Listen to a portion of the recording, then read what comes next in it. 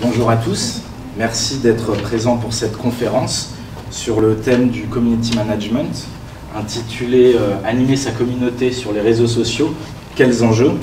Nous sommes avec Max Schleifer, intervenant à l'UT Robert Schuman et Community Manager en freelance. Monsieur Schleifer va évoquer plusieurs thèmes à travers son intervention. Parmi eux, qu'est-ce que le métier de Community Manager? Quelles sont ses principales missions? Sur quels outils s'appuie-t-il au quotidien? Ou encore, quelle est l'évolution des médias sociaux dans la communication web? Je vais d'ailleurs lui laisser la parole. Merci beaucoup, ma chère Benjamin. Alors, donc on est ensemble, si tout va bien, pour 45 minutes, voire un petit peu plus. Alors, tout d'abord, je me présente. Je remarque dans la salle qu'il y a un certain nombre d'étudiants que j'ai en cours. Alors, pour ceux qui ne me connaissent pas encore, je m'appelle donc Max Schleifer. Je suis ce qu'on pourrait appeler un parfait autodidacte du web. J'ai commencé il y a une dizaine d'années à modérer des espaces de discussion, des espaces communautaires, des forums. Et puis j'ai fait quelques piges pour des webzines sur le thème notamment du high-tech. Donc c'était il y a une dizaine d'années. Et puis, à l'époque j'étais encore un peu étudiant. Et j'ai eu le souhait ensuite de me lancer mon propre blog, puisque la communication sur le web m'intéressait. Je suis allé un petit peu plus loin, j'ai eu envie de partager des connaissances, une passion pour le high-tech, toujours. J'ai créé mon blog, c'était il y a 8 ans. Alors, j'ai fait un bout de chemin avec ce blog qui m'a amené tout de même à participer avec des agences de communication à des opérations promotionnelles, notamment sur Paris, avec des agences comme TBWA, Fred Farid. Donc, le blog, j'ai poussé la logique du blog un petit peu loin. Et puis, eh bien, à un moment, j'ai poussé suffisamment loin pour qu'une agence de communication qui était à la pointe, on va dire, de la communication sur le web, une agence en Alsace me propose de rejoindre son équipe pour faire Community Manager. Voilà. Donc ça, c'était en 2009. Et donc j'ai été Community Manager de cette agence pendant 1 an et demi. Alors, pour cette agence, j'ai principalement communiqué pour l'agence, j'ai développé sa visibilité sur les réseaux sociaux, j'ai communiqué aussi un petit peu pour ses clients. Et puis, à un moment, j'ai eu l'opportunité de travailler pour d'autres personnes en dehors de l'agence, ce qui m'a donné envie, en fait, l'idée et l'envie de me lancer en freelance. Je me suis dit, pourquoi pas élargir, on va dire, le champ des possibles, élargir mon domaine d'activité et devenir community manager, formateur réseaux sociaux, un thème que je commençais plutôt bien à maîtriser. Donc c'est ce que j'ai fait il y a 4 ans. Depuis novembre 2010, je suis à mon compte. Je travaille à Strasbourg, ici même. Et depuis 2-3 ans, j'ai le privilège aussi de faire des formations à des professionnels et également à des étudiants. Je donne des cours, on va dire, alors à l'IUT depuis cette année, également à l'ECAM Strasbourg, que vous connaissez peut-être, à l'université, bien sûr, en Master K-Web, et à l'EM Strasbourg, également depuis cette année, en Master 2 e-marketing. Voilà. Donc, maintenant que les présentations sont faites, plantons le contexte. Le sujet de notre conférence aujourd'hui, ce sont les enjeux de la communication sur les médias sociaux.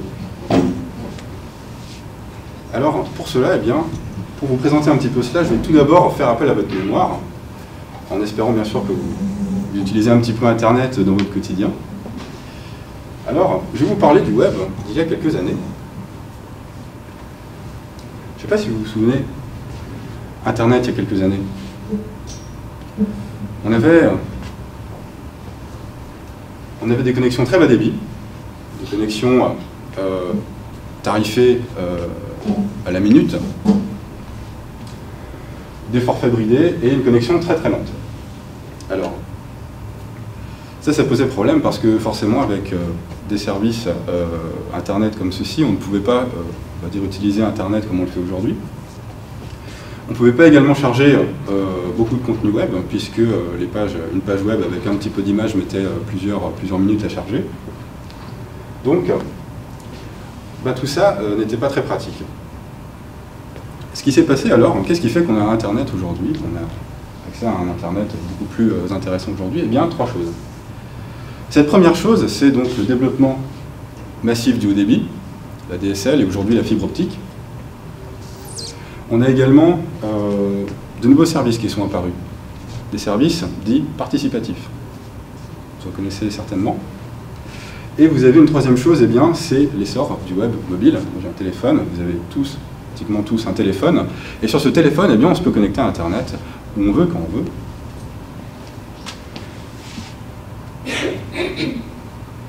Donc si on prend une photographie du web d'hier, le web 1.0, comme on l'appelle, eh bien donc on avait peu de moyens d'expression. L'internaute finalement n'avait que la possibilité de lire du contenu, mais pas de réagir à ce contenu.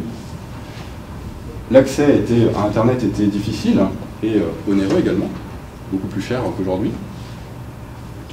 Donc les consommateurs que nous sommes, internautes, consommateurs que nous sommes, avaient peu d'impact finalement sur par exemple, le message des entreprises qui, elles, communiquent depuis très longtemps sur Internet et même sur d'autres canaux de communication.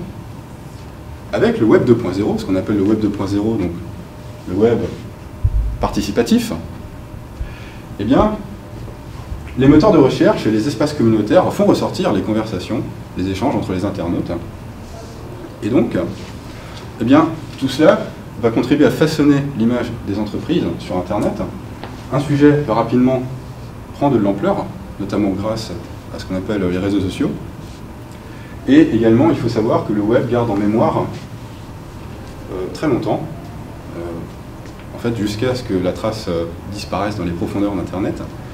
Donc, Internet garde en mémoire très longtemps les commentaires des internautes. Donc aujourd'hui, qu'est-ce que ça a pour conséquence? Eh bien, les internautes sont devenus des acteurs à part entière de la communication des entreprises. Alors, on est entre nous, on a un petit peu de temps. Alors, je vais vous montrer une vidéo pour vous montrer donc l'importance qu'ont pris les réseaux sociaux. Ici.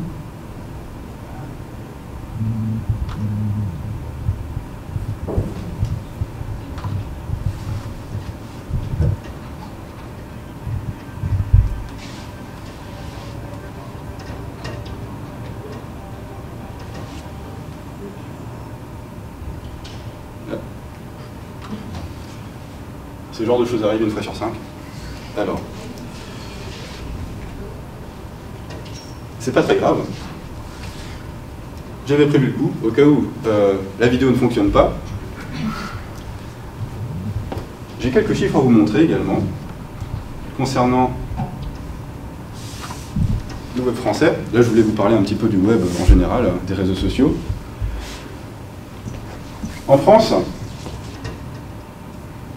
les médias sociaux représentent, on va dire, une part importante de l'activité des internautes. Il faut savoir qu'aujourd'hui, 78% des internautes ont au moins un compte sur un réseau social.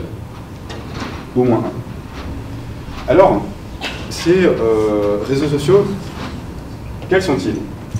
On a tout d'abord Facebook, vous connaissez probablement tous, qui ressemble 26 millions d'internautes français. On a également YouTube, alors qui n'est pas vraiment un réseau social, mais une plateforme, plutôt une plateforme sociale, qui permet aux gens d'échanger des vidéos entre eux, des vidéos qu'ils ont eux-mêmes créées. On a également Twitter, qui est utilisé par 2,3 millions de personnes en France. Bon, alors, on remarque que c'est tout de même beaucoup moins que Facebook. On a également Instagram, qui monte très très fort, qui est 1,4 million, qui rassemble 1,4 million d'utilisateurs en France. LinkedIn, qui est un réseau social professionnel. Là, on parle donc que de professionnels français. Et donc, on a 2 millions pile d'utilisateurs de LinkedIn en France, 2 millions de professionnels qui sont connectés à LinkedIn en France. Donc, pourquoi communiquer sur les médias sociaux? Là, je vous ai montré un petit peu, en gros, que Internet est devenu, les médias sociaux sont devenus très importants sur Internet et dans le quotidien des utilisateurs. Donc, les réseaux sociaux eh bien, font que les entreprises ne sont plus seules à communiquer en ligne. Aujourd'hui, les internautes, comme je vous le disais avant, prennent part à la création de l'image perçue d'une entreprise sur Internet, ce qu'on appelle aussi la réputation, l'e-réputation. Il faut savoir aussi pourquoi ça marche très bien. Eh bien, tout simplement parce que les messages traditionnels envoyés par les entreprises, c'est-à-dire à la radio, à la télévision, dans les journaux, dans la presse traditionnelle, eh bien, ne fonctionne plus. La communication de masse ne fonctionne plus, en fait. On n'y croit plus. Aujourd'hui, l'internaute a envie, tout le monde a envie qu'on s'adresse personnellement, que les entreprises s'adressent personnellement à nous. On appelle ça le one-to-one. Alors, voilà ce qui ne marche plus, par exemple. Alors bon, je vous ai pris des cas extrêmes, hein, bien sûr. Des affiches un petit peu vintage, mais qui ont existé hein, réellement. Où on voit quoi? Eh bien, les entreprises communiquent vers vous, avec donc des slogans accrocheurs, et en vous montrant eh bien, l'image rêvée de vous, d'un consommateur typique. Alors ça, c'était vraiment quelques années. Qu'est-ce qui vous choque, hein? Qu'est-ce qui vous saute aux yeux là, sur ces images? Bah, déjà, on peut le voir, c'est plutôt, on va dire déjà pour le savon d'Irtov, c'est plutôt raciste, j'ai envie de dire. Clairement, on est dans le stéréotype raciste. Et on peut le dire aussi, un petit peu de misogynie, hein, ça, dans la publicité, encore aujourd'hui hein, d'ailleurs. Faut pas dire non plus que ça n'appartient qu'au passé. Et ça, typiquement, eh bien, ça irrite de plus en plus les gens. Hein. Les marques n'ont pas encore compris, celles qui communiquent encore comme cela, n'ont pas compris que typiquement, c'est beaucoup plus contre-productif qu'efficace, ce type de message. Aujourd'hui, ce qui marche, vraiment, c'est ce qu'on appelle la recommandation, le bouche-oreille. Le bouche-oreille, ça existait même déjà avant Internet. Simplement, Internet a décuplé ce bouche-oreille. Au lieu de parler d'un service ou d'un produit, par exemple, que nous avons acheté à nos amis, nos proches, eh bien, on va en parler, eh bien, cette fois, à potentiellement beaucoup plus de personnes si on publie un avis sur Internet. Voilà. Donc, le bouche-oreille est omniprésent. Alors, on le retrouve sur les sites marchands et les espaces communautaires. Les sites marchands parce qu'on peut aujourd'hui acheter des produits et services sur des sites spécifiques et en même temps, dans la foulée, déposer des avis. Alors ensuite, on peut dire que les avis sont, bien sûr, sur ces sites-là, très pris en compte par ceux qui n'ont pas encore réalisé d'achat, mais qui vont y venir. Ces avis-là ne sont pas du tout formatés comme le discours d'un vendeur en magasin. Donc, on va avoir plus tendance à croire l'internaute qui a pris la peine de laisser un commentaire sur Internet que le vendeur qui, lui, ne fait que réciter l'argumentaire commercial qu'on lui a appris. Voilà. Et il faut savoir aussi qu'aujourd'hui, à l'ère du web, eh bien, des entreprises qui bâtissent uniquement leur business à partir d'Internet. Donc forcément, eh bien, les commentaires des internautes sur les médias sociaux sont encore plus importants pour ces pure players. Alors, quels sont les secteurs où Internet compte le plus? Eh bien, on a le secteur du divertissement, le secteur des télécoms, notamment pour les téléphones. Aujourd'hui, quand on veut acheter un téléphone et qu'on veut comparer des forfaits sur Internet, on va sur Internet, on va demander à ses amis sur les médias sociaux, on va également regarder ce que les autres ont dit sur les sites marchands. Donc, le secteur des télécoms. Je pense aussi, en fait, lorsqu'il y avait la libération du forfait, des forfaits mobiles, il y a quelques années, avec l'arrivée du 4e opérateur, Free Mobile. Il s'est passé énormément de choses sur les réseaux sociaux. Tout le monde a fait la peau sur les réseaux sociaux à Orange, SFR et Bouygues Télécom au moment où Free Mobile est apparu avec ses offres qui cassaient vraiment les prix du marché vers le bas. Donc, vraiment, pour les télécoms, il s'est passé beaucoup de choses ces dernières années sur les médias sociaux. L'high-tech, c'est pareil. Aujourd'hui, quand on achète un produit technologique, eh bien, on veut se renseigner sur Internet, au préalable. Il y a le secteur de l'automobile également, qui est également très, on va dire, très déterminant, où Internet est très déterminant. Le tourisme, ça c'est quoi le tourisme? Eh bien, dans le tourisme, on entend les hôtels, les restaurants. On a des sites communautaires qui sont complètement dédiés à ce secteur-là, comme par exemple TripAdvisor. Voilà. Donc, on ne va plus au restaurant, on va dire aujourd'hui, si lorsqu'on a regardé sur TripAdvisor, eh bien on a un mauvais commentaire, plusieurs mauvais commentaires sur un restaurant. Voilà. Alors j'en finis avec, on va dire,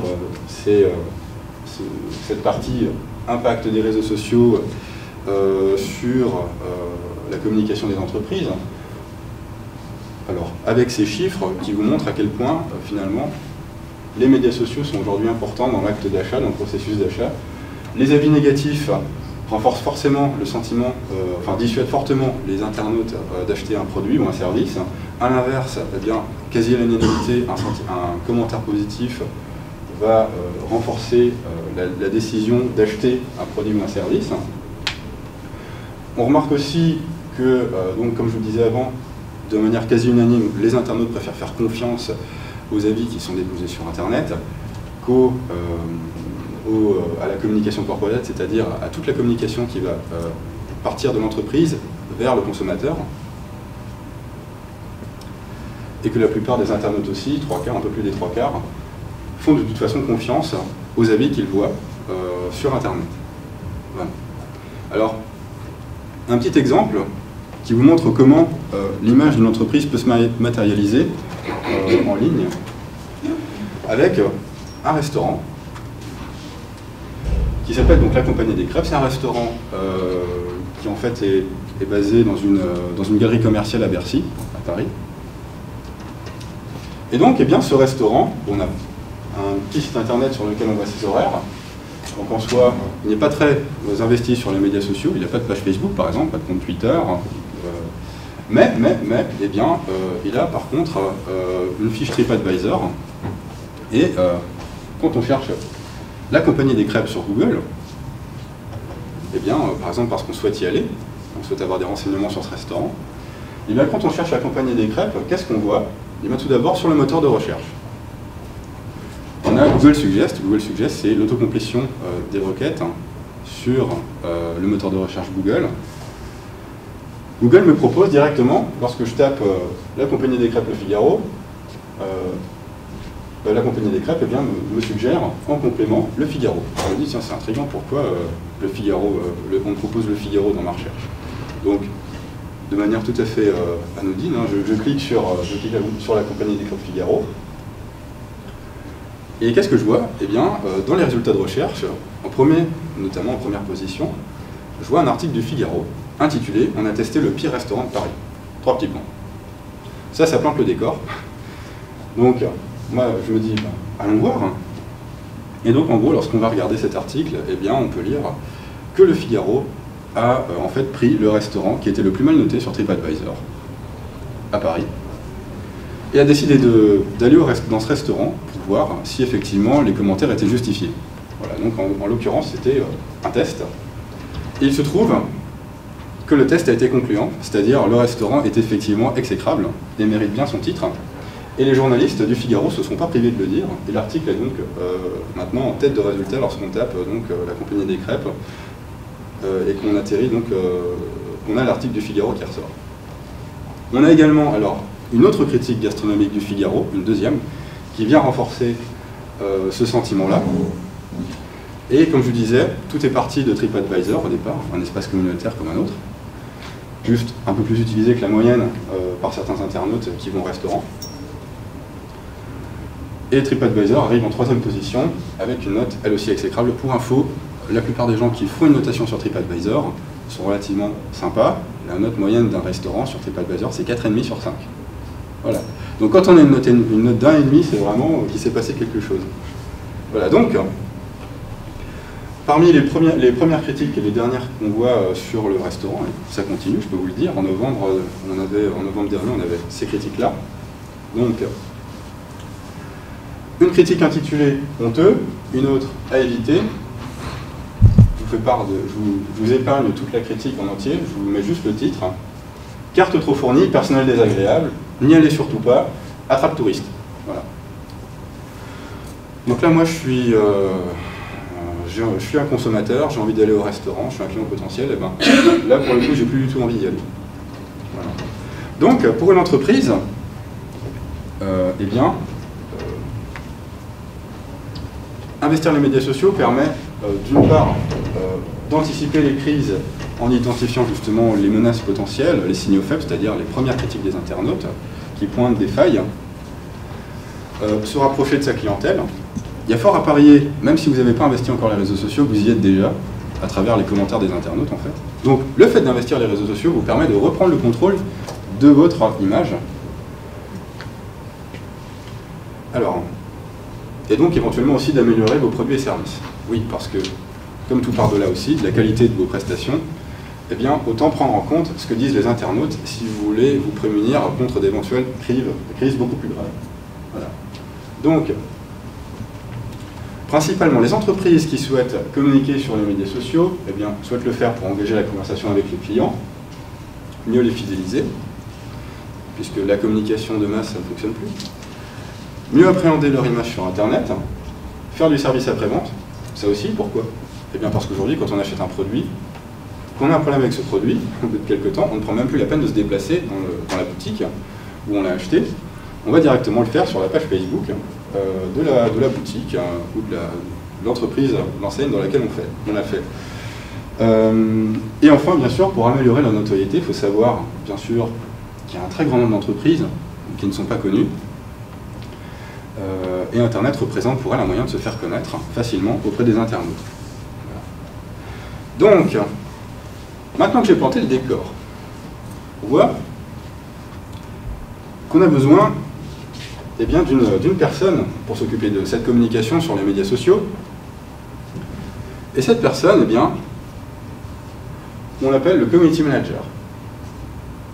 Alors, le community manager, c'est une petite définition. Sur le papier, donc, c'est la personne qui va s'occuper d'animer les échanges entre les internautes et l'entreprise sur les médias sociaux. Les médias sociaux, ça regroupe les réseaux sociaux, les blogs, les forums de discussion, tous les espaces communautaires sur lesquels les internautes peuvent s'exprimer.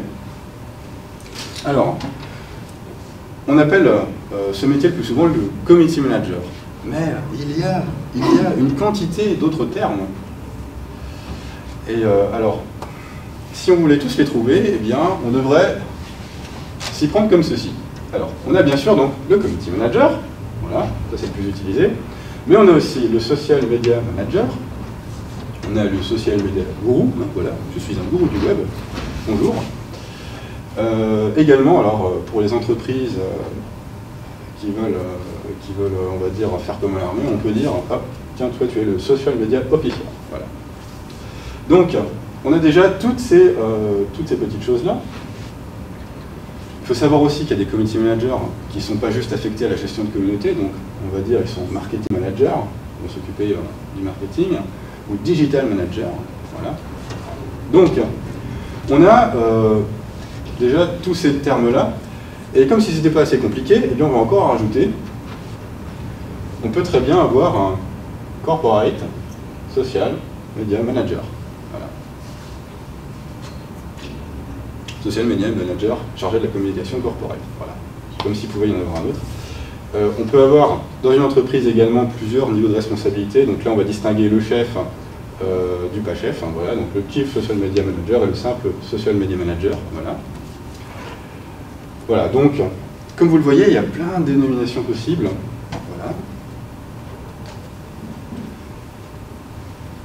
Et alors, eh bien, pour devenir community manager, le plus souvent, aujourd'hui, on va demander de faire des études. Ce n'était pas le cas il y a quelques années. Moi, lorsque je suis devenu community manager, comme je vous l'ai dit, c'est en parfait autodidacte. Je n'avais pas fait des études pour devenir community manager. C'est arrivé, pas par hasard, mais par la force des choses, finalement. C'était la conséquence logique d'un investissement et d'une passion très grande sur les médias sociaux. Aujourd'hui, c'est plus tout à fait pareil. Le métier se professionnalise et du coup, eh bien, les recruteurs exigent eux aussi eh bien, que leur community manager, à qui ils vont confier différentes missions, différentes responsabilités, notamment la gestion de leur image sur les médias sociaux, eh bien, ait un minimum de formation et un minimum de background. Donc, pour ça, donc, on a, le plus souvent, on va faire, aujourd'hui, si on met toutes les chances de son côté pour être recruté dans une entreprise, on va faire des études dans le domaine de la communication et du marketing, puisque ce sont dans ces filières-là qu'on recrute le plus. Donc, L'idéal, ce serait de commencer comme vous, hein, comme vous le faites, par un DUT. Voilà. Un DUT, par exemple, information communication. Voilà. Donc peut-être que j'ai de futurs community managers en face de moi. L'idéal, comme un Bac+2, on le dit souvent, c'est pas forcément suffisant, c'est de continuer ensuite en licence professionnelle, où là on va davantage vous apprendre à vous spécialiser. Je pense notamment à la licence référenceur rédacteur web à Mulhouse, qui vous permet de vous spécialiser notamment dans le métier de référenceur, rédacteur, ou alors même au métier de community manager. On a aussi, si vous êtes motivé, on a aussi une licence community manager professionnelle, la première en France, à La Roche-sur-Yon. Voilà. Vous pouvez aller jusque là-bas, si vous voulez. Et ensuite, on a des formations également très intéressantes au niveau master, où là, lorsqu'on va intégrer un niveau master, on va vraiment être plus après affecter un poste de manager, de responsable opérationnel, plus que d'exécutant. Voilà. Donc, les recruteurs regardent bien sûr aussi l'expérience. C'est très important d'avoir des diplômes, bien sûr, mais c'est aussi très important, quand on communique sur Internet, de montrer qu'on a déjà un petit passé en matière de communication sur Internet.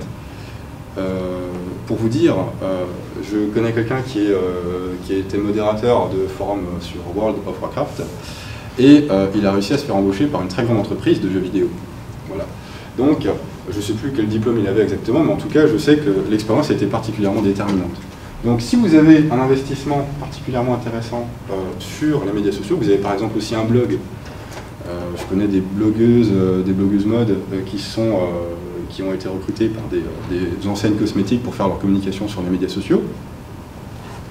Je pourrais vous donner d'autres exemples. Si vous avez donc mis la main dans le cambouis, si vous avez vraiment un investissement personnel très important sur les médias sociaux, bien sûr que les recruteurs vont le regarder et ça fera la différence par rapport à tous ceux qui n'ont pas cette expérience-là. Voilà. Donc, alors pourquoi on veut quelqu'un de diplômé et d'expérimenté? Eh bien tout simplement parce que les missions affectées au job de community manager vont être vraiment diverses. On a tout d'abord une mission qui va concerner la veille. C'est quoi la veille? Vous avez des cours de veille, vous, à l'IUT. En l'occurrence, ici, ce qu'on entend par veille, c'est la veille notamment e-réputation. On va veiller à l'image de l'entreprise sur les médias sociaux. On va être ensuite chargé en tant que community manager de s'occuper de la modération des échanges entre les internautes, parce que les internautes entre eux ne sont pas forcément tendres aussi. Le problème, c'est que ça se fait sur vos espaces communautaires. Ensuite, de répondre aussi aux internautes s'ils ont des questions. En tant que community manager, on vous confiera le plus souvent la stratégie éditoriale, c'est-à-dire le soin de répondre aux questions comme quoi publier sur les réseaux sociaux, quand, à quelle fréquence, voilà. On vous laissera le soin de déterminer tout ça et de produire aussi le contenu à publier ensuite sur les réseaux sociaux.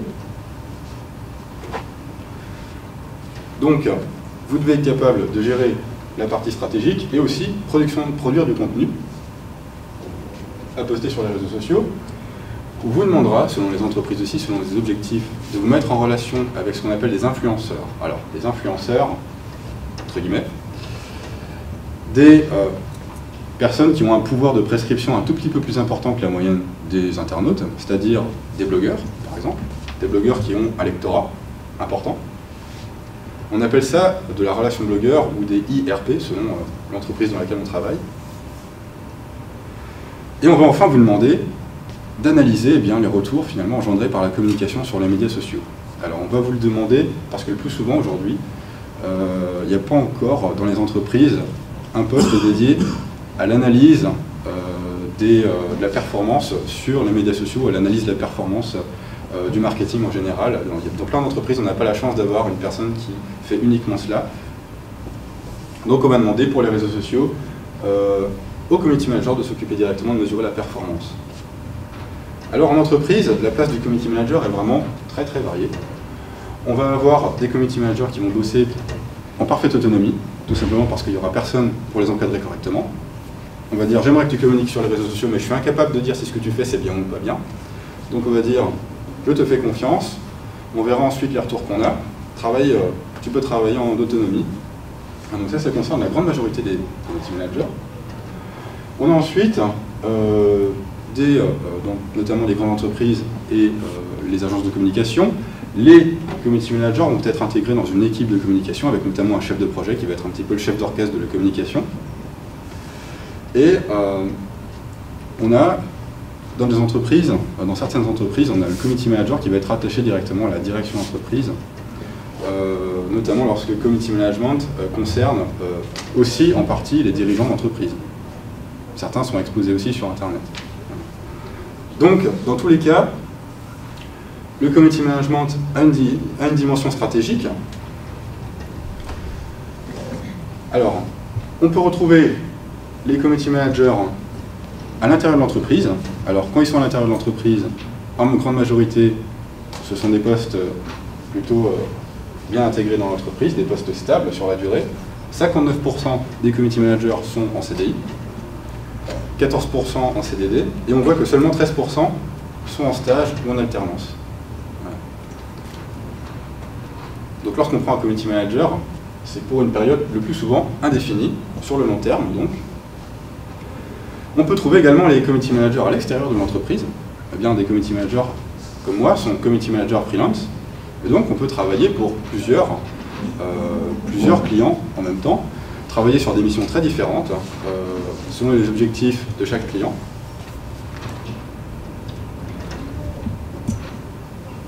Donc, il n'y a pas un profil type de community manager, mais il y a tout de même un profil type que je vais réfuter en bloc. C'est notamment alors, le community manager qui a 3000 amis sur Facebook. Hein, voilà. Tu es community manager parce que tu as 3000 amis sur Facebook. Non, non.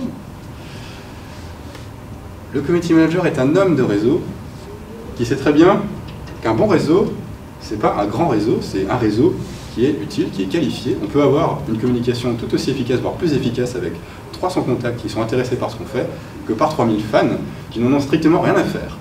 Donc, premièrement, le community manager ne se mesure pas à son nombre de fans ou d'amis, sur Facebook par exemple, ou les réseaux sociaux. Ensuite, le community manager n'est pas nécessairement jeune. On a tendance à dire la génération Y, naturellement douée avec Internet. Personnellement, j'ai un avis très particulier là-dessus. Et le community manager va donc forcément être un jeune. Non. On a un très bon exemple, enfin, j'en ai plein, mais il y en a un que je peux partager avec vous, c'est l'exemple du community manager de Bouygues Télécom. Je ne sais pas si vous connaissez Tanguy, de Bouygues Télécom, Tanguy Mollard. Eh bien, ce community manager a 40 ans aujourd'hui, pas aujourd'hui, mais cette année, et a déjà 15 ans d'expérience dans le pôle communication de Bouygues Télécom. Un jour, on lui a simplement demandé s'il ne voulait pas prendre en charge la partie gestion de réseaux sociaux pour Bouygues Télécom, parce qu'il avait justement une très bonne expérience déjà en matière de communication pour Bouygues Télécom, qui pouvait très bien interagir en direct avec les internautes, de par cette expérience. Il faut savoir que ça fonctionne très bien pour Bouygues Télécom, les community managers avec beaucoup d'expérience déjà dans l'entreprise, c'est plutôt très apprécié. Voilà. Ensuite, pour la même raison, le community manager n'est pas un stagiaire. On ne va pas confier l'image de notre entreprise au premier venu. Hein. On va déjà éventuellement lui montrer, lui faire rencontrer un community manager dans l'entreprise, mais on ne va pas lui confier directement la gestion opérationnelle des réseaux sociaux. Alors, aussi pour la bonne raison que le community manager ne reste pas très longtemps dans l'entreprise, et une entreprise, eh bien, pour bien communiquer sur les réseaux sociaux, doit s'inscrire sur le long terme. Dernière chose, comme c'est sur les réseaux sociaux, ça ne s'arrête jamais. Non. Le community manager a le droit lui aussi à des moments de repos. Hein. Donc, il ne travaille pas 24 heures sur 24 ni 7 jours sur 7.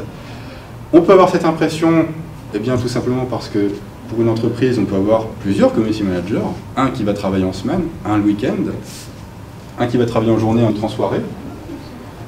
Donc, une marque peut être effectivement présente 24 heures sur 24, 7 jours sur 7, mais pas par l'intermédiaire d'un seul community manager. Voilà. Voilà, donc,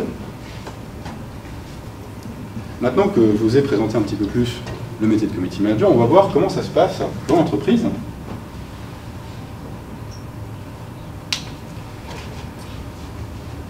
Je vous le disais, le community manager a plusieurs missions. La première, à mon sens, qui incombe au community manager, c'est la veille. La deuxième, c'est la création de contenu.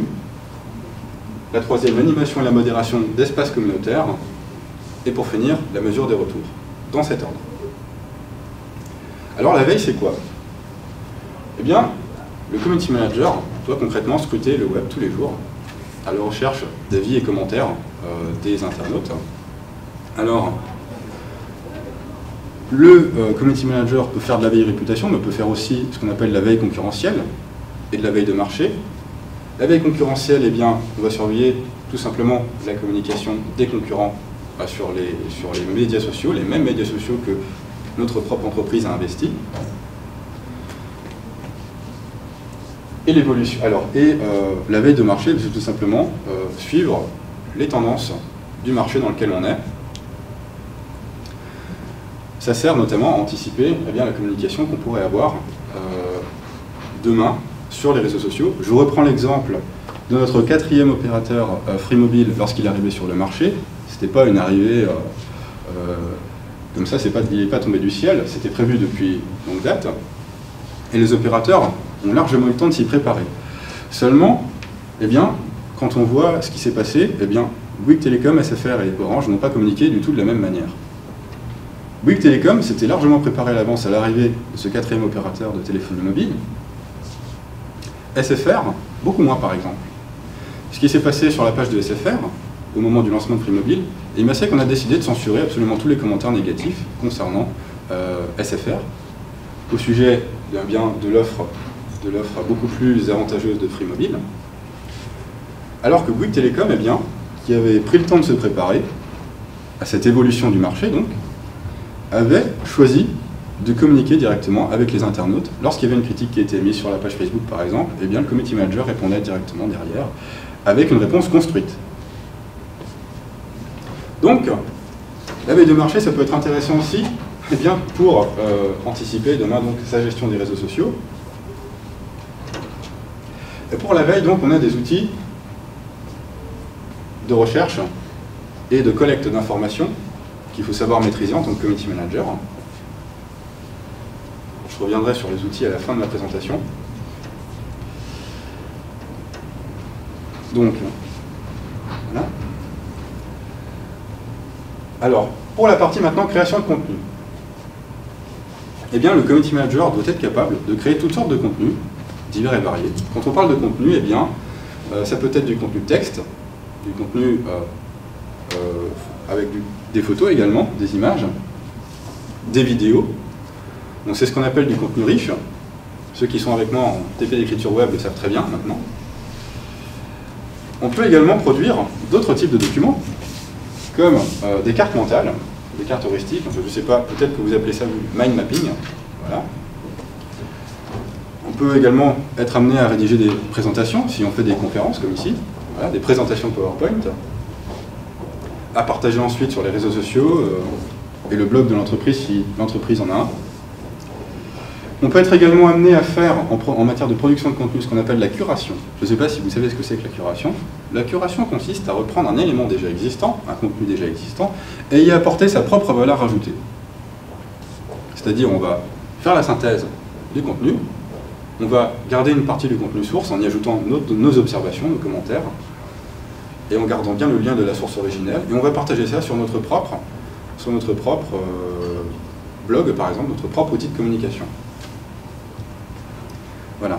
Et bien sûr, quand on parle de création de contenu, il faut être aussi capable de publier de l'information sur le web, donc par exemple de maîtriser un CMS sur un blog, un outil de gestion de contenu. Voilà.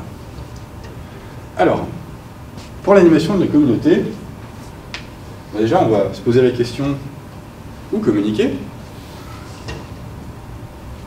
Alors, d'abord quoi? Bon, ok. Alors, où? Sur Facebook. Bon, pourquoi sur Facebook? Eh bien parce que Facebook est très utilisé par monsieur tout le monde, les entreprises comme les particuliers. Donc le plus souvent, on va avoir un choix assez rapide pour Facebook. On peut être amené aussi à communiquer sur Twitter. Pourquoi? Parce que Twitter permet facilement, par exemple, de s'adresser à des relais d'opinion, des journalistes, des blogueurs, des personnes qui ont un impact assez intéressant pour votre image sur Internet. Donc on va choisir également Twitter pour faire ce qu'on appelait avant de la relation presse, sauf que c'est plus de la relation presse. On a également Instagram. Si on veut par exemple s'adresser à des jeunes, on peut investir Instagram, Vine, même Snapchat. Je connais des entreprises qui ont investi Snapchat. Voilà. Alors, si on est plus intéressé par des problématiques de visibilité sur les moteurs de recherche, notamment Google, on peut utiliser Google+.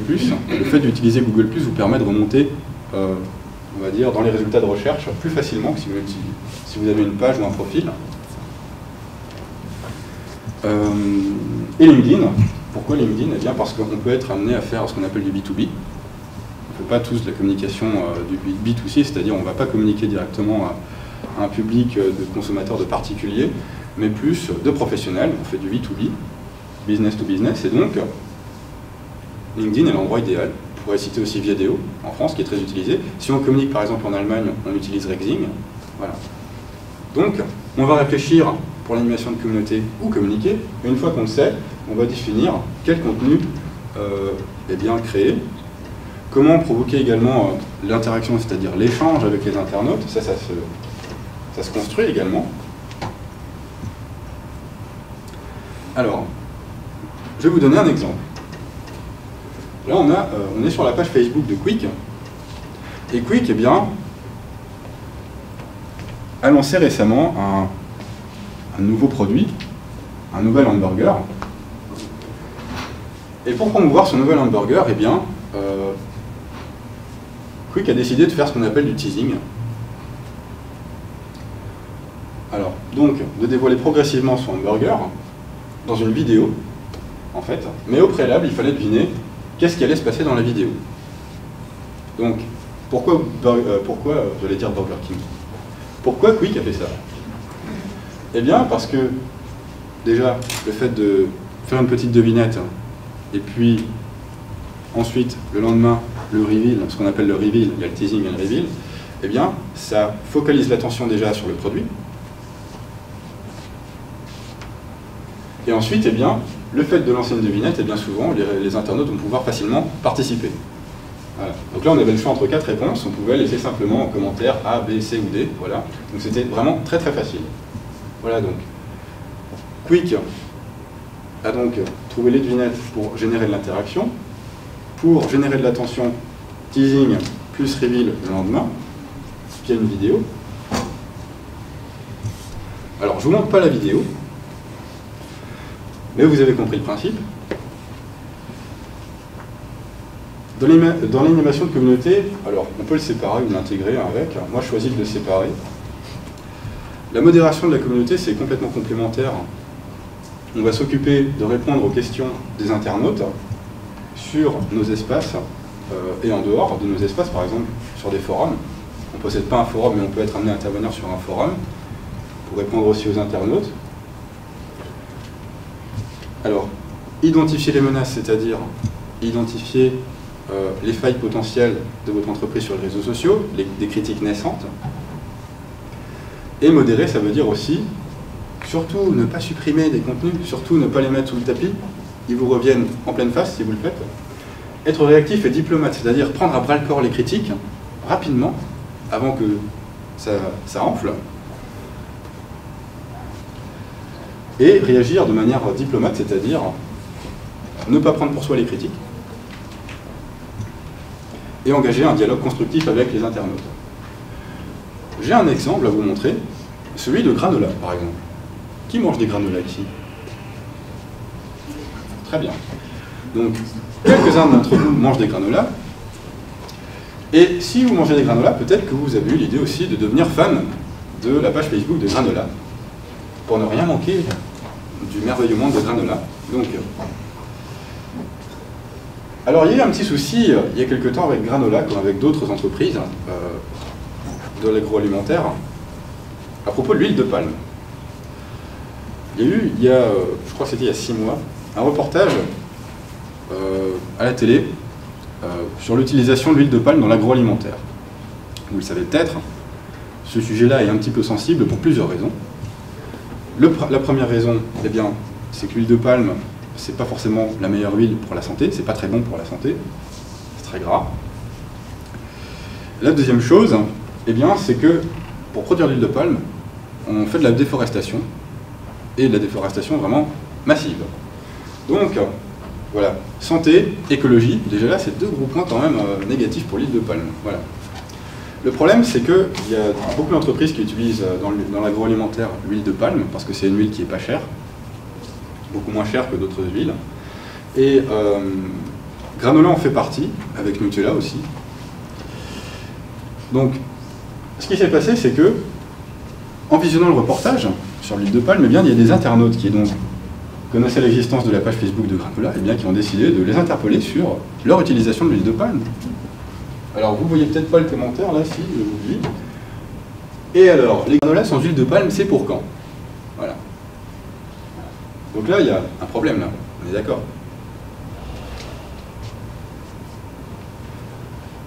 Je vous ai sorti un commentaire du contexte, mais j'aurais pu vous en donner d'autres. Il y a eu un acharnement sur la page de Granola. Donc, qu'est-ce qu'a fait Granola? Eh bien, Granola a décidé de répondre aux critiques émises sur sa page Facebook. Alors, comme vous pouvez le voir, c'est une réponse très construite, très argumenté, dans lequel Granola va en fait déconstruire, enfin prendre en compte finalement une à une les critiques, donc le problème écologique, le problème santé ensuite, pour déconstruire finalement le sentiment négatif autour de l'usage de l'huile de palme. Voilà.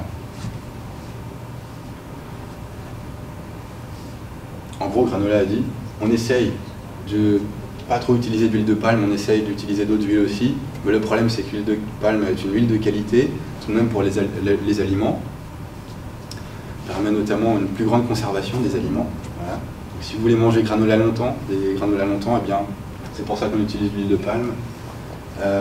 Bon, on déforeste des forêts, mais on déforeste pas tant que ça, et puis on n'est pas les seuls, et puis on fait partie d'une association écolo, enfin une association en tout cas qui milite contre la déforestation. Voilà, donc bon, on coupe des arbres, mais en même temps on est contraint et forcé en fait, on n'a pas tellement envie que ça, mais on milite même pour une protection des forêts. Voilà. Donc en fait, la réaction de Granola, bon, vous pouvez y croire ou pas, hein, bien sûr, hein, à l'argumentaire qui est soulevé par Granola, mais le fait d'avoir pris en compte ces critiques, les critiques des internautes, a contribué à juguler la crise.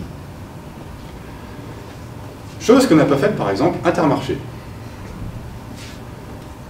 Il y a quelques mois, au niveau de l'Union européenne, se discutait la question du chalutage en eau profonde, c'est-à-dire de la pêche avec de très grands filets qui vont racler le fond des océans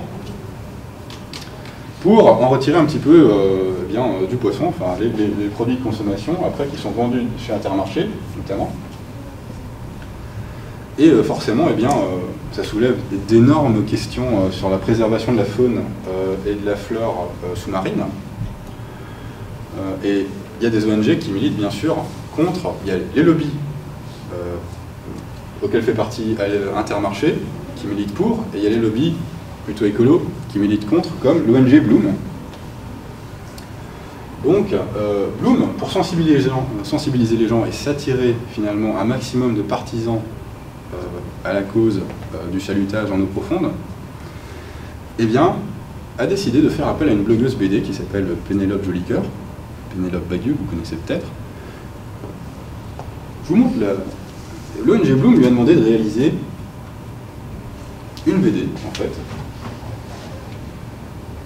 qui explique très très simplement, d'une manière plutôt ludique et humoristique, pourquoi eh bien, la pêche en eau profonde, c'est pas bien. Et lorsque vous arrivez à la fin de la BD, eh bien,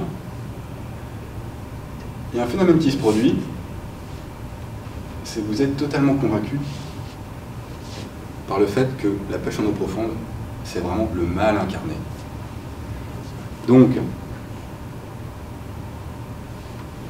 ce qui s'est passé donc, c'est que suite à la publication de cette BD, mini-BD, sur le thème du chalutage en eau profonde, où Intermarché était bien sûr cité, eh bien, il y a eu un déferlement, une de critiques assassines sur la page d'Intermarché.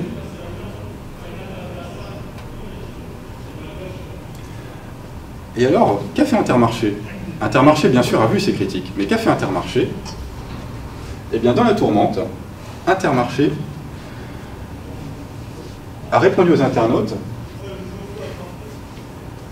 plutôt tardivement. Il a mis plusieurs jours pour répondre plusieurs jours suite à la publication de la BD pour répondre au message qui a été envoyé. Et bien, qu'est-ce qui s'est passé? Eh bien donc, Intermarché a dit en gros aux internautes: vous avez de nombreuses questions sur la gestion de la filière mère des mousquetaires. Nous avons répondu à toutes ces questions aux journalistes. Pour plus d'informations sur nos pratiques, merci de vous rendre sur ce site. Voilà. En fait, Intermarché a répondu complètement à côté. Pourquoi? Eh bien parce que Intermarché répond aux internautes, aux critiques formulées par les internautes en leur disant: on a répondu aux journalistes, nous on s'en lave les mains, redirigez-vous vers les journalistes ou informez-vous après sur ce qu'on a dit dans la presse. Vous pouvez également regarder sur ce site internet à votre disposition, on a pour plus d'informations. Donc on ne répond pas aux critiques, on explique vraiment pourquoi, on ne prend pas la peine d'engager finalement le dialogue avec les internautes, on leur dit finalement on s'est déjà expliqué, on ne va pas fournir plus d'explications qu'on en a déjà fait. Et ça c'est un mauvais exemple, parce qu'après, bien sûr, les critiques ont continué de pleuvoir, hein, ça ne s'est pas arrêté, en fait.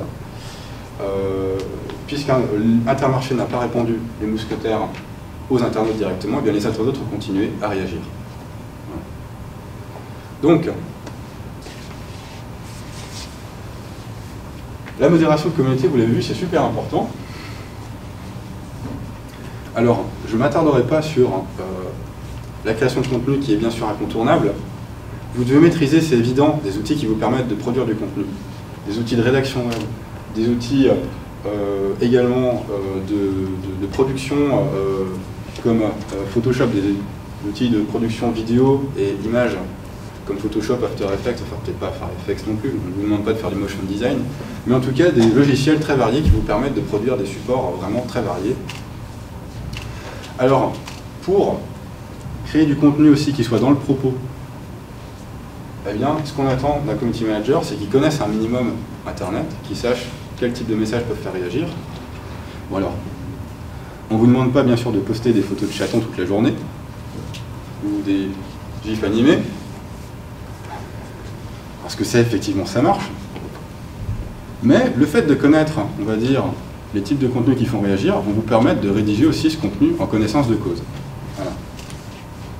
Par exemple, il y a un type de contenu qui ne marche pas, on l'a vu avec Intermarché, c'est le communiqué de presse. Ça ne marche pas, donc on va éviter de rédiger des communiqués de presse. Voilà. Pour finir, on a donc la mesure de performance et de reporting. Personnellement, je ne suis pas particulièrement attaché à ce point. J'estime que le community manager ne devrait pas être juge et partie. Pourtant, c'est ce qu'il est le plus souvent. Le community manager, on va lui demander d'analyser finalement son travail directement, de faire son autocritique et de le rendre ensuite, de faire un reporting à ses supérieurs, à ses employeurs. Voilà. Donc ça, c'est un peu problématique pour moi et pourtant, c'est ce qu'on demande également. On va vous demander de suivre l'évolution régulièrement des statistiques générées par l'animation de votre communauté, d'évaluer la performance suivant des indicateurs précis. Alors, les indicateurs, c'est plus souvent comme c'est vous qui connaissez les réseaux sociaux, c'est vous qui allez les fixer. Donc, il y a des indicateurs qui sont assez pertinents, par exemple sur Facebook, comme le taux d'engagement, c'est-à-dire le nombre de personnes qui ont réagi, qui ont vu vos contenus, sur le nombre total de personnes qui sont fans de votre page. Ça, c'est pertinent. Par contre, on peut très bien aussi avoir comme KPI, comme indicateur de performance, le nombre de fans, le nombre de nouveaux fans. Ça, personnellement, c'est pas très intéressant ce chiffre-là tout seul. Pourquoi? Parce que vous pouvez très bien acheter des fans, très facilement, des fans qui ne sont pas forcément ciblés, qui vont vous coûter quelques centimes d'euros. Et au final, c'est pas ça ce qui contribuera à améliorer votre travail, à améliorer l'image de l'entreprise sur Internet, à développer une communauté vraiment intéressée par ce que vous faites. Donc, vous serez chargé de définir les indicateurs de performance pertinents, également de rendre compte du fait marquant, de feedback des internautes, c'est-à-dire de commentaires représentatifs faits au cours d'une période, par exemple sur vos produits ou vos services, d'être capable de reprendre le contenu, justement les remarques des internautes et de les transposer dans votre reporting, pour partager ensuite donc, les enseignements de votre animation de communauté donc aux personnes qui vous emploient. Alors, voilà. Et pourquoi on fait un reporting? Eh bien tout simplement pour mesurer si la stratégie engagée est la bonne.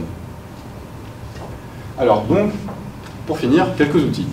Enfin, quelques outils pour la gestion des réseaux sociaux. Donc l'animation de communauté, la modération des commentaires, on a un outil qui permet de gérer toutes ces pages sociales, c'est-à-dire sa page Facebook, sa page Twitter, sa page Google+, sa page Instagram, Viadeo, LinkedIn, tout ce qu'on veut, en un seul et même endroit. Ça c'est très pratique pour le community manager, parce que le community manager n'aura pas besoin ainsi d'aller sur chaque site pour gérer ces différentes communautés. Voilà, donc on a cet outil qui s'appelle Hootsuite. Ensuite, comme outil de veille, on ne va pas avoir un seul outil de veille, parce que si vous utilisez un outil de veille, à tous les coups, vous passerez à côté, eh bien, vous n'aurez pas une veille exhaustive.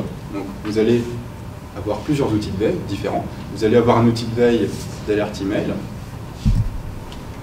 comme Google Alert, par exemple. Un outil de veille en temps réel sur les réseaux sociaux, comme Mention. J'aurais pu citer également Alerty.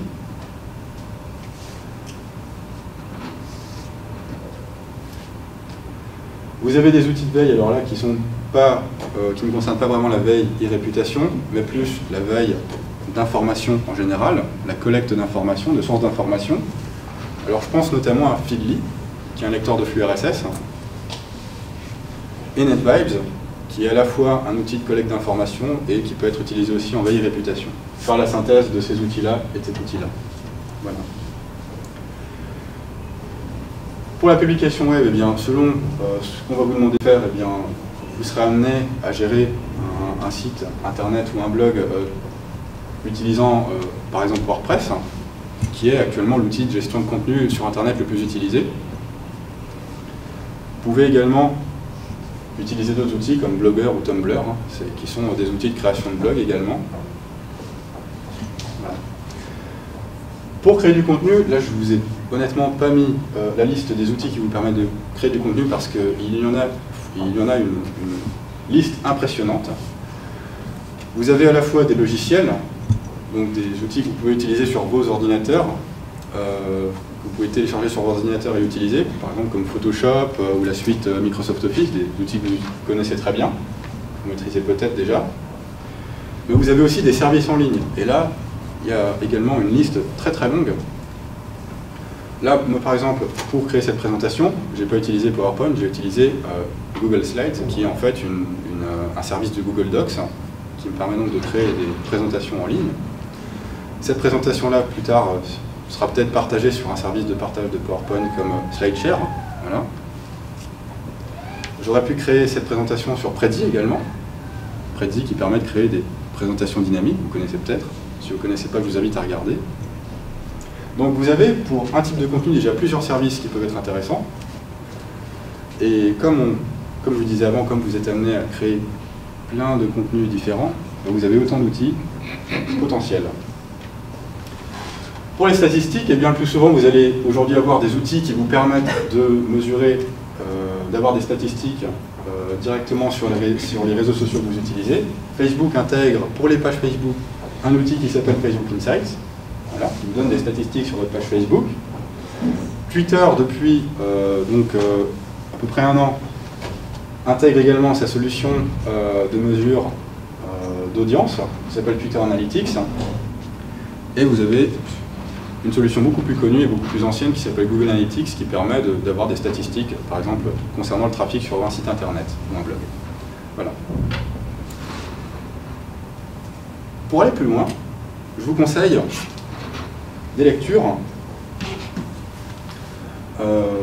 comme le blog du modérateur, My Community Manager et le journal du CM, qui sont des blogs animés par des community managers professionnels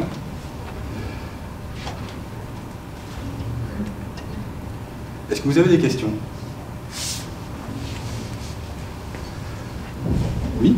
Les outils que vous utilisez, quoi que les outils, par exemple, dans la création de contenu, vous avez dit qu'il y avait plusieurs logiciels, mais vous, en tant que community manager, vous utilisez quoi comme logiciel? Bien, j'utilise à chaque fois l'outil qui est le plus approprié, suivant la demande qui est formulée, en fait, par mes employeurs. J'utilise une bonne partie des outils que je vous ai affichés juste avant. J'utilise par exemple Outsuite au quotidien pour gérer l'ensemble de mes réseaux sociaux. Ceci dit, il m'est déjà arrivé d'utiliser, par exemple, parce que la demande l'exigeait, on me demandait d'animer par exemple, dans le cadre d'un événement retransmis sur les réseaux sociaux, on me demandait spécifiquement d'animer le compte Twitter de l'événement. Et pour cela, j'ai utilisé un autre outil, j'aurais pu le faire via Outsuite, mais il se trouve qu'il y a un outil qui est encore plus pertinent pour Twitter qui s'appelle TweetDeck. Et donc j'ai utilisé cet outil directement pour animer le compte Twitter de cet événement. Donc selon le contexte, je peux être amené à utiliser un outil ou un autre. Voilà. Mais il faut bien sûr au préalable que je connaisse tous ces outils, on est d'accord, et que je sache les utiliser. Voilà. Oui? Je voulais savoir si c'était difficile de se lancer en freelance et comment trouver les clients. Alors, c'est une bonne question. Alors, je me suis lancé personnellement lorsque j'avais une opportunité de le faire. Tout le monde ne le fait pas. Alors, il faut savoir aussi que la moitié des community managers freelance se lancent sans expérience, c'est-à-dire sans avoir travaillé par exemple pour une agence de communication avant, ou un annonceur. Alors, moi je recommanderais à toutes les personnes qui veulent un jour devenir community manager freelance, d'avoir, avant de se lancer, à la fois un petit peu d'expérience, parce que c'est ce qui convaincra vos clients potentiels, d'avoir aussi un réseau de connaissances, de professionnels, qui puissent vous recommander. Parce que si vous n'avez ni expérience, ni réseau, vous allez vraiment avoir du mal à faire à développer votre activité. Voilà. Personnellement, moi je ne démarche pas, par exemple, je ne fais pas de prospection. Donc il y a une bonne partie de mon activité qui repose sur la qualité de mon réseau. Voilà.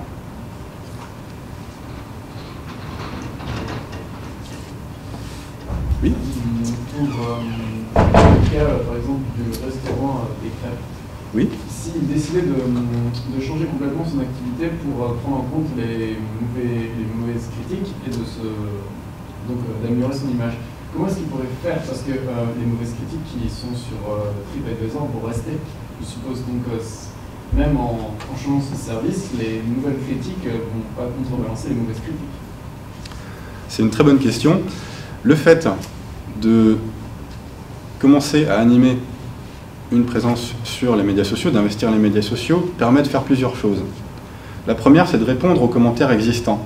Alors, ils ont beau être négatifs, le fait de prendre en compte, de répondre à une critique négative, si on répond bien à cette critique, permet de minorer l'effet négatif de cette critique.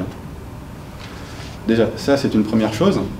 La deuxième chose, c'est comme je disais, les médias sociaux peuvent être utilisés aussi pour faire remonter donc, du feedback client, hein, des commentaires de clients, qui vont être, s'ils sont constructifs, utilisés pour améliorer l'expérience client sur des produits ou des services, d'améliorer son produit ou son service. Si on a un service qui est critiqué, c'est forcément qu'il est critiquable, en grande partie en tout cas. Donc on peut se servir aussi de ce retour direct des internautes pour améliorer tout simplement ce qu'on fait. Voilà. Donc, et prévenir d'éventuelles futures critiques. Voilà. Oui? Par rapport à, je rebondis sur ce qu'il dit, quand on a des mauvaises critiques sur une page Facebook ou quoi qu'il en soit, comment l'entreprise et le community manager doivent réagir face à ça? Quelle est la meilleure réaction, la meilleure réponse qu'ils peuvent donner? Alors, lorsque il y a une mauvaise critique sur une page de réseau social, alors Facebook ou autre, la première chose à faire, en tant que community manager, c'est de prendre du recul par rapport à la critique, de ne pas la prendre personnellement. On est community manager au quotidien, on est face à des retours des utilisateurs, mais en aucun cas on doit prendre un moment parti ou personnellement par rapport à la critique. On n'est pas visé directement en tant que community manager, on est juste envoyé au front finalement. Donc on doit faire l'intermédiaire, être diplomate être le diplomate, l'ambassadeur de l'entreprise entre l'internaute et le client, entre l'internaute et l'entreprise, pardon. Et alors, lorsqu'on est confronté à une mauvaise critique, eh bien, donc on va prendre du recul, on va la transmettre aux personnes qui pourront y répondre le mieux, si on n'est pas en tant que community manager le plus compétent pour y répondre. Il faut le faire, bien sûr, très rapidement, donc au moyen d'une veille, être capable d'identifier rapidement cette critique. Et en fonction de la personne déjà qui a formulé cette critique, on va adapter notre réponse.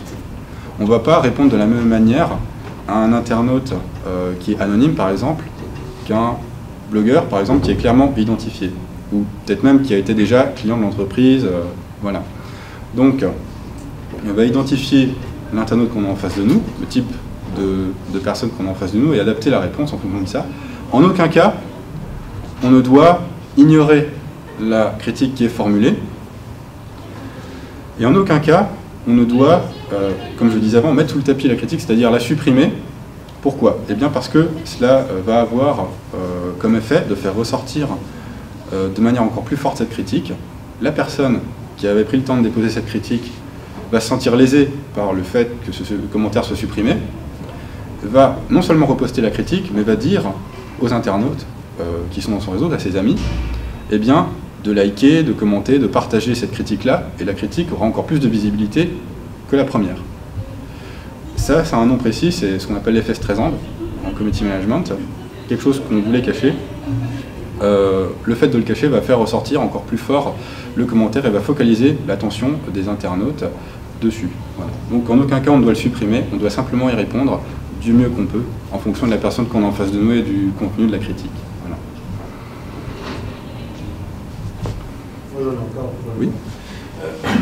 Est-ce qu'on pourrait adapter le métier de community manager à n'importe quelle entreprise, n'importe quel marché, où il y a vraiment des marchés spécifiques où on peut adapter ce métier? Je prends par exemple le BTP, moi je vois très mal un community manager dans le BTP.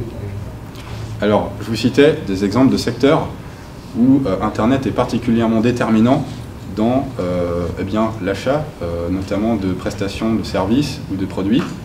Il faut savoir bien sûr que selon le type d'entreprise que l'on a, on n'a déjà pas le même nombre, et la taille de l'entreprise également, on n'a pas le même nombre, le même volume de critiques, le même nombre de conversations qui mentionnent l'entreprise.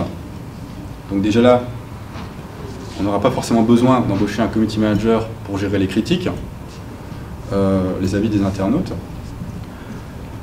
On aura, alors il y a des secteurs aussi où les internautes tout simplement n'effectuent pas beaucoup de recherches. Une entreprise de bâtiment, typiquement, on ne va pas faire du comparatif, un benchmark d'entreprise de BTP sur Internet. En tout cas, le plus souvent, ce n'est pas ce qui est dans les usages. Donc, effectivement, pour ce type de secteur-là, on va avoir une demande moins forte de community manager.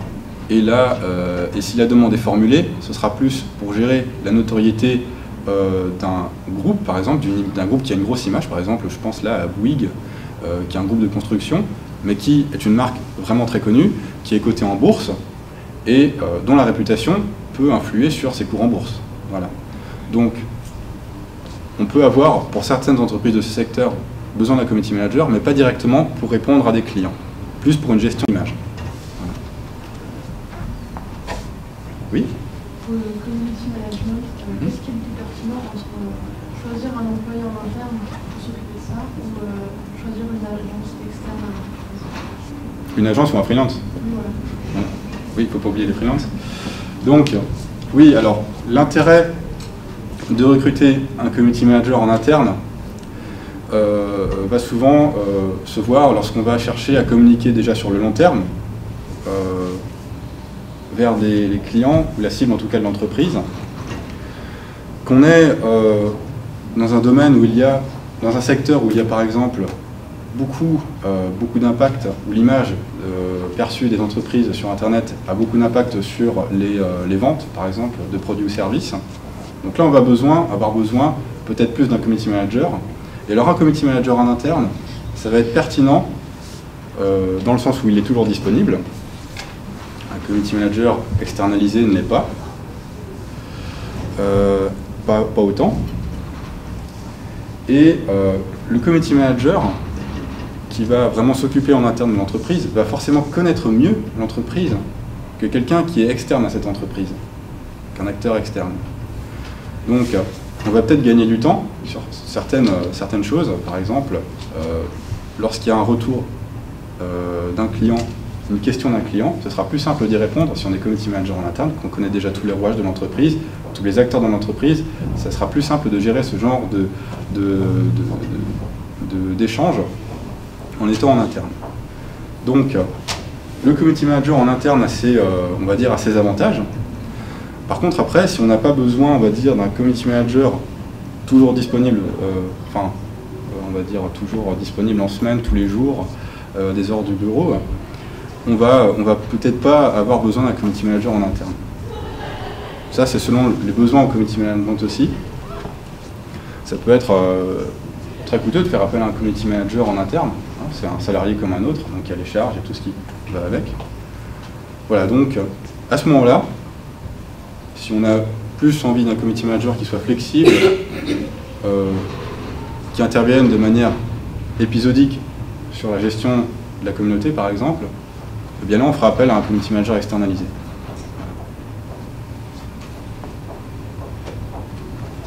Moi, j'en ai une encore. Ah, ok. Est-ce que le community manager il doit surfer sur les tendances sociétales? Par exemple, vous citiez avant l'écologie, enfin tout ça. Est-ce qu'il doit le faire pour animer, fidéliser sa communauté ou comment il fait? C'est une très bonne question. Excusez-moi, je peux me peut-être sa question. Oui. Est-ce que même le community manager, justement par rapport à ces tendances sociétales, doit-il les anticiper, c'est-à-dire mettre le sujet en ligne et demander ce que les internautes en pensent, plutôt que d'intervenir une fois la crise présente? Alors, il y a plusieurs choses là, très intéressantes. La première, c'est est-ce qu'un community manager peut rebondir en fait sur l'actualité déjà en cours d'une société? Eh bien oui, c'est même fortement encouragé, car ça crée un lien, le fait de rebondir sur l'actualité qui va concerner aussi le public vers lequel on communique, crée un lien de proximité assez intéressant. Va aussi, on va dire, on va montrer que l'entreprise est dans le coup, en fait, concrètement, lorsqu'on communique, on rebondit, on est capable de rebondir sur l'actualité, on montre qu'on est réactif, toutes les entreprises n'en sont pas capables. Donc c'est effectivement une très bonne chose de pouvoir le faire. Il y a une deuxième chose, c'est des entreprises qui vont elles-mêmes générer finalement le fait d'actualité sur lequel on va vraiment parler, sur lequel on va vraiment pouvoir grossir les commentaires des internautes, sur lesquels on va pouvoir vraiment développer des échanges intéressants. Ça s'appelle, alors ça c'est un nom précis, ça a été théorisé récemment par un spécialiste de l'e-réputation, on appelle ça un artefact de communication. On a un exemple, le premier exemple qu'on a c'est par exemple La Redoute. La Redoute, il y a quelque temps, a publié dans son catalogue, enfin publié un pseudo-catalogue, a dévoilé son catalogue, et dans ce catalogue-là, il y a une page sur laquelle on voyait un homme nu. Voilà. Alors, ça typiquement, c'est un artefact de communication, pourquoi? Eh bien parce que, en fait, cela avait été complètement prévu par l'entreprise. L'entreprise avait glissé en quelque sorte un petit easter egg, une petite surprise, et bien sûr, en sachant que certains allaient la voir et allaient s'empresser de la partager sur les réseaux sociaux. Ça, c'est donc quelque chose qu'a créé l'entreprise elle-même,